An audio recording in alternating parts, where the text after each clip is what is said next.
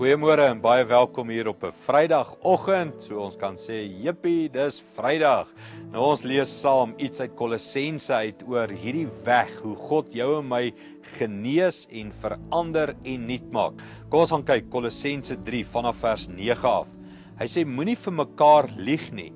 Julle het mos die vorige mens in sy praktyke, soos klere uitgetrek en die nuwe mens aangetrek.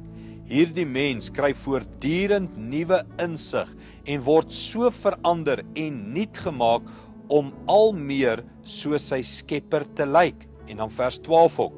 Julle is die mense wat God uitgekies het, wat hy geheilig het en wat hy liefhet.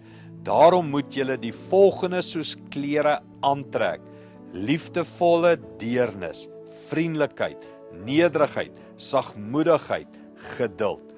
Die beginsel van God genees is iets van uittrek en aantrek. Daar's goed wat ek en jy moet verloor in ons lewe, wat ons moet doodmaak, van wat ons moet ontslaa raak. En ek het nou net so vinnig vir jou gelees die voorbeeld. Hy sê iets van moenie lieg vir mekaar nie, leuns, vuil taal, onsedelikheid, onreinheid, enigiets van dit. Hy sê trek dit soos klere net uit. Raak ontslaa daarvan, kry dit uit jou lewe uit. Daar's nie altyd hierdie moeilike 10 stappe nie. Hy sê trek dit net uit en raak ontslaa daarvan. En dan praat hy weer aan die ander kant en trek die regte klere aan. So dis iets van, daar's goed wat jy in jou lewe gaan verloor. Daar's goed wat in jou lewe gaan wegraak, wat jy nie meer gaan doen nie, maar dis nie sleg nie, dis goeie goed. Maar hy sê ook, jy gaan nie kaal staan nie. Jy gaan nie niks hê om te doen of niks hê wat betekenis is nie.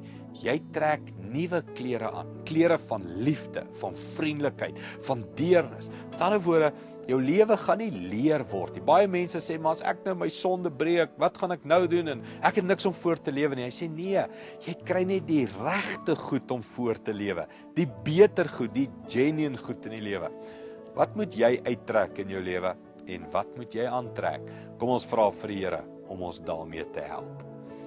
Hemelse Vader, help ons om duidelik te sien, wat is die ou mens, die ou klere wat ons moet uittrek. En help ons om te sien, wat is die beloftes van wie ons kan wees, die potensiaal, die liefde wat ons kan aantrek, Here. Help ons om te verander in die mens wat U sê ons kan wees. Dankie daarvoor, in Jesus naam. Amen.